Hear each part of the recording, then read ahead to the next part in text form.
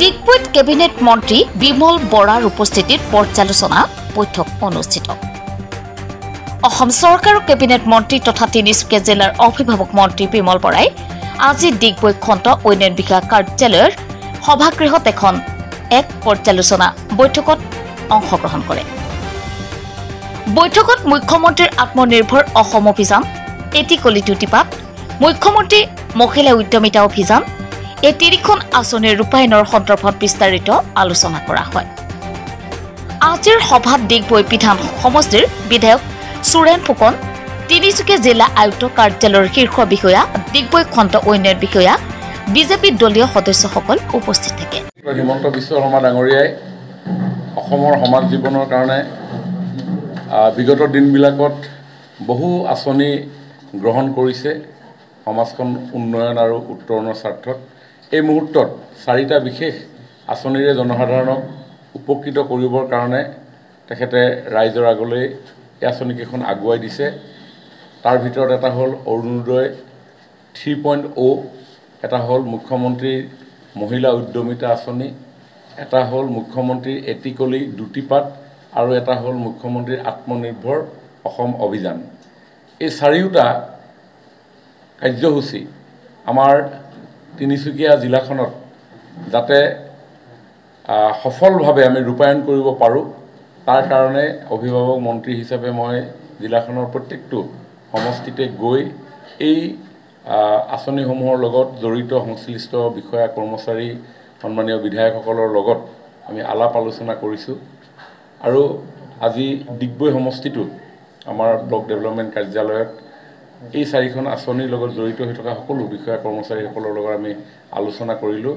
আমাৰ অৰুণোদয় যি টাৰ্গেট, আমাৰ সমষ্টিটোত 24,066গৰাকী মহিলালৈ আমি আগবঢ়াম।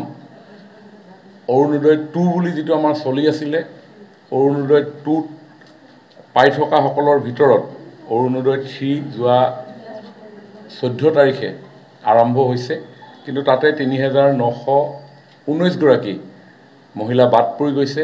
তেওঁলোকক পুনৰ অন্তৰ্ভুক্তিকৰণৰ কাৰণে আমাৰ যি PS level, polling station level এখন কমিটি আছে, তেওঁলোকক উদ্যোগ গ্ৰহণ কৰিবৰ কাৰণে আহ্বান জনাইছোঁ। দ্বিতীয়তে মুখ্যমন্ত্ৰী মহিলা উদ্যমিতা আঁচনি, এই আঁচনিখনত আত্মসহায়ক গোটৰ সদস্যসকললৈ আগবঢ়োৱা হয়। আমাৰ ডিগবৈ সমষ্টিত 1511টা আত্মসহায়ক গোট আছে আৰু 16,122গৰাকী আত্মসহায়ক গোটৰ সদস্য আছে।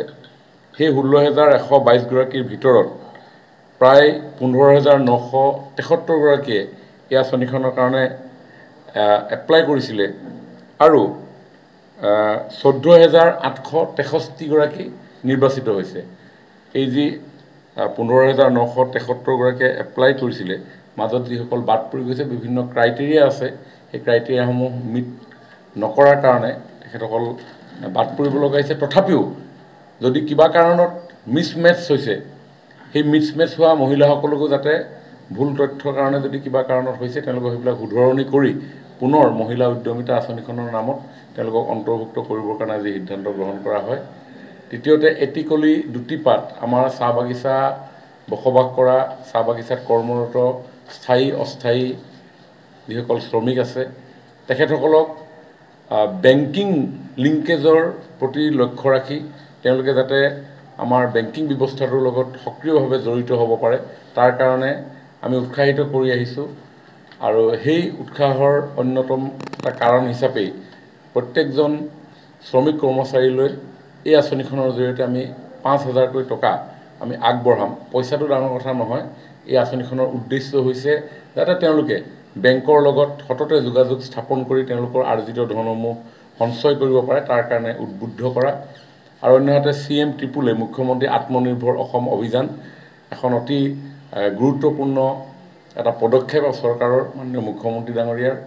সমগ্ৰ অসমতে 1 লাখ উদ্যমী যুৱক যুৱতীক আমি এই আঁচনিখনৰ জৰিয়তে 2 লাখৰ পৰা 5 লাখ টকা 50% গ্ৰাণ্ট আৰু 50% লোন ইণ্টাৰেষ্ট ফ্ৰী আমি দিয়াৰ কাৰণে প্ৰয়াস কৰিছোঁ। অৰুণোদয় 1ত আমাৰ প্ৰায় 200গৰাকী যুৱক যুৱতীয়ে ডিগবৈ সমষ্টিৰ পৰা এই সুযোগ লাভ কৰিছে আৰু এইবাৰ 593গৰাকী যুৱক যুৱতীলৈ আমি এই মুখ্যমন্ত্ৰী আত্মনিৰ্ভৰ অসম অভিযান আগবঢ়াম। গতিকে এই গোটেইকেইখন আঁচনি যাতে সফলৰূপে আমি ডিগবৈত ইমপ্লিমেণ্ট কৰিব পাৰোঁ, তাৰ কাৰণে আজি প্ৰায় 3 ঘণ্টা জোৰা এই বৈঠক আমি আয়োজন কৰিলোঁ। ডিগবৈৰ পৰা বিজয় সূত্ৰধৰৰ ৰিপৰ্ট, ডেইলী 24।